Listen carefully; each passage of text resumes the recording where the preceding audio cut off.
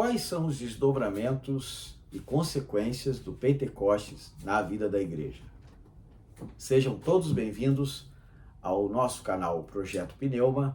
Sou o professor Bruno Albuquerque, doutor em teologia, e convido você a assistir o 4º episódio da série O Espírito Santo e a Teologia.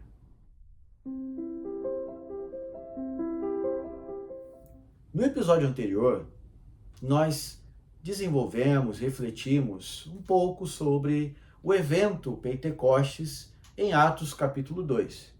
Vimos a importância do autor deste livro, Lucas, que escreveu um dos evangelhos e escreveu este livro de Atos.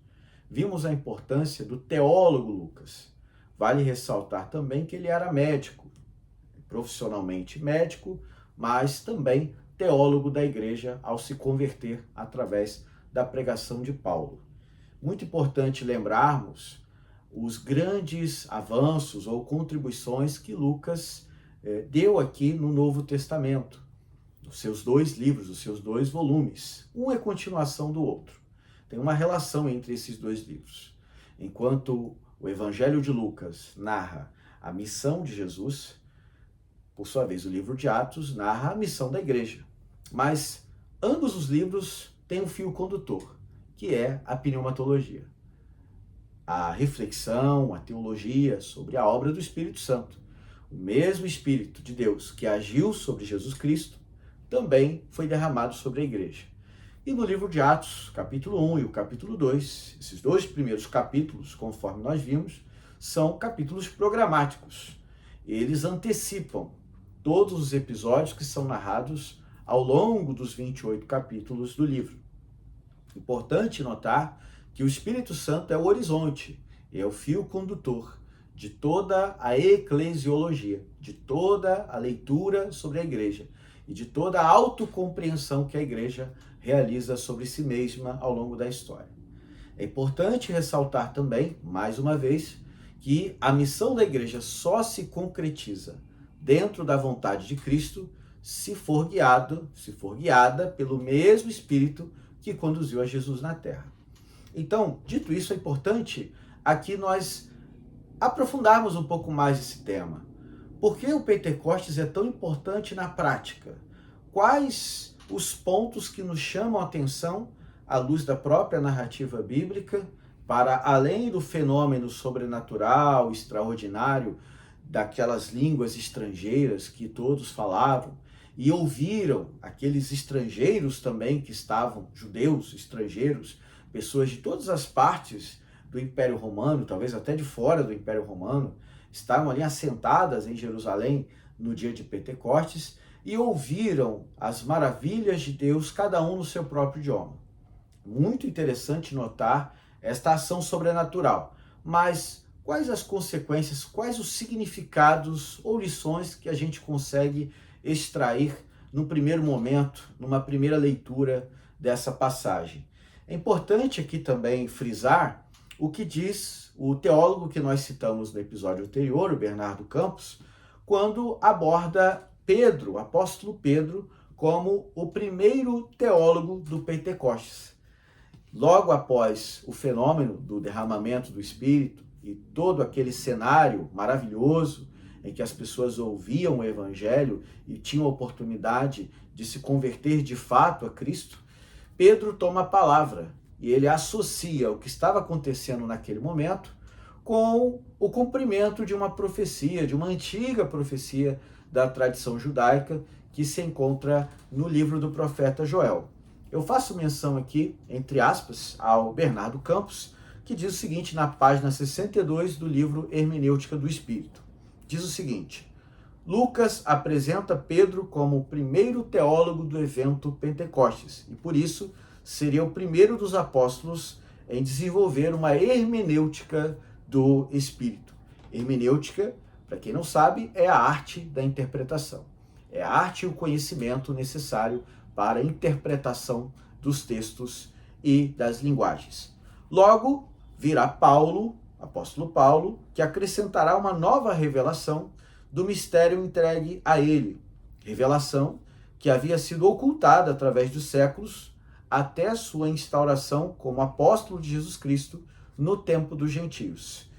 E aí, Bernardo Campos conclui esse raciocínio. No caso de Pedro, ele pode reler o evento de Pentecostes como o cumprimento das profecias de Joel.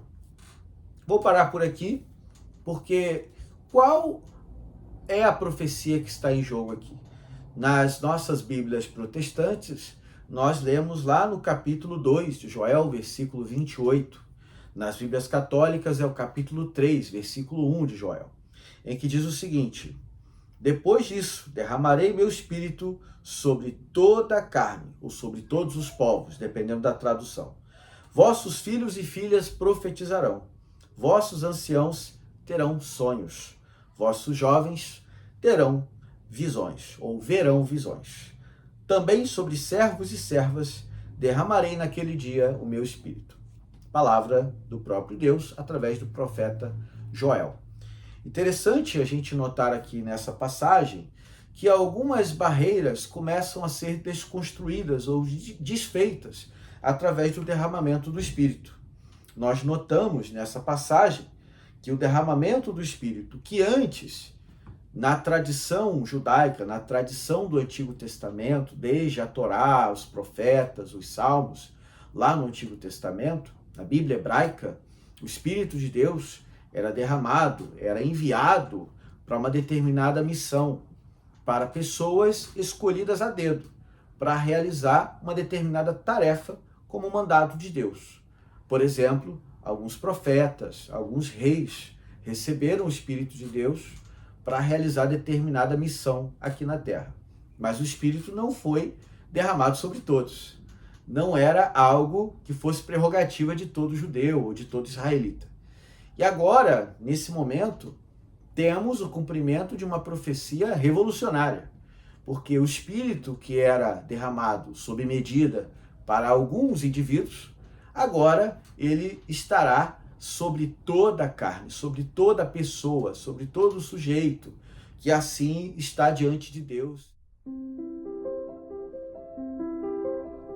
Voltando então na segunda parte do episódio 4, aqui da nossa série O Espírito Santo e a Teologia, nós vimos abordando sobre o profeta Joel, a profecia de Joel, que se cumpre no livro de Atos, no evento do Pentecostes, conforme a releitura feita pelo apóstolo Pedro na sequência desse evento. E nós observamos que algumas barreiras são quebradas através da atuação do Espírito Santo no dia de Pentecostes, lá em Atos 2. Tradicionalmente, na história judaica, na história do antigo Israel, o Espírito Santo era derramado de forma muito pontual sobre alguns indivíduos para a realização de algumas tarefas, uma missão, um mandado de Deus sobre alguém. Por exemplo, um profeta, um rei na história de Israel. Temos episódios envolvendo o rei Saul, o rei Davi, ou a expectativa messiânica, a expectativa do Messias, daquele ungido esperado pelo povo de Israel, que iria libertá-los para sempre do juízo dos povos, dos impérios, para resgatar, para restaurar a monarquia que havia terminado no exílio babilônico. Então, há uma série de textos no Antigo Testamento, na Torá, nos profetas, nos escritos, em todas as partes da Bíblia hebraica, nós vamos encontrar passagens que fazem referência ao Espírito de Deus como aquela força, aquela capacitação que Deus envia sobre determinados sujeitos para uma determinada missão. Quando chegamos em Atos 2, cumpre-se o que foi profetizado por Joel. O Espírito é derramado agora sobre toda a carne, sobre toda a pessoa, sobre todos os sujeitos que assim estão diante de Deus, pedindo o Espírito Santo, ele agora derrama sobre essas pessoas. E aqui nós temos a desconstrução de algumas barreiras, por exemplo, as barreiras de gênero entre filhos e filhas, né? Gênero masculino e feminino. Para Deus, todos, tanto homens quanto mulheres, têm acesso agora ao Espírito Santo. Podem receber do Espírito Santo, e não apenas os homens. As mulheres também são cheias do Espírito Santo no dia de Pentecostes. Além da barreira de gênero, nós temos também as barreiras etárias. A idade das pessoas não vai ser mais uma barreira para receber o Espírito Santo. Não só sobre os mais velhos, como também sobre os mais jovens. Todos, independentemente da idade, que queiram, que peçam pelo Espírito Santo, Deus, o Pai, entrega o Espírito Santo a todos, independentemente da idade. E além do mais, as barreiras sociais ou econômicas ou culturais também são desfeitas, na medida em que até mesmo servos e servas, pessoas que na época eram escravizados, e a Bíblia aqui não está justificando a escravidão em nosso tempo, mas naquele período, naquela cultura, havia os escravizados, havia as pessoas mais pobres, havia as pessoas mais ricas, mas o Espírito Santo é derramado sem qualquer restrição de ordem social, cultural, econômica. Todas as classes podem pedir e podem ter acesso ao Espírito Santo. Então, o dia de Pentecostes abre esse novo horizonte, esse novo caminho através da Igreja de Jesus Cristo. Importante aqui relembrar também, para nós concluirmos, que tudo isso faz parte da pentecostalidade da Igreja e faz de nós também intérpretes da palavra à luz desse novo horizonte, desse horizonte pneumatológico. Gostaria, mais uma vez, de indicar o autor Bernardo Campos, mas através desse outro livro aqui. No episódio passado eu falei sobre o princípio da pentecostalidade, livro do Bernardo Campos, e esse livro, Hermenêutica do Espírito, uma proposta para a hermenêutica pentecostal, do mesmo autor Bernardo Campos, vai trabalhar questões de releitura da Bíblia à luz do horizonte pneumatológico. Uma boa edição aqui da editora Recriar, vem fazendo um trabalho bem interessante, bem bacana, a respeito dessa obra, publicada originalmente em espanhol, do autor peruano Bernardo Campos. Aqui é a tradução brasileira da editora Recriar. É isso, gente. Essa foi a segunda parte do nosso quarto episódio.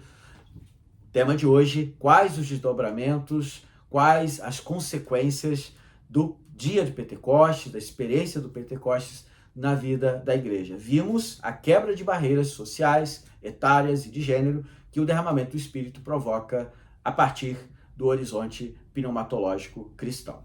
Muito bem, peço a você que se inscreva no canal, curta este vídeo, compartilhe, sejam sempre bem-vindos ao canal Projeto Pneuma. Muito obrigado.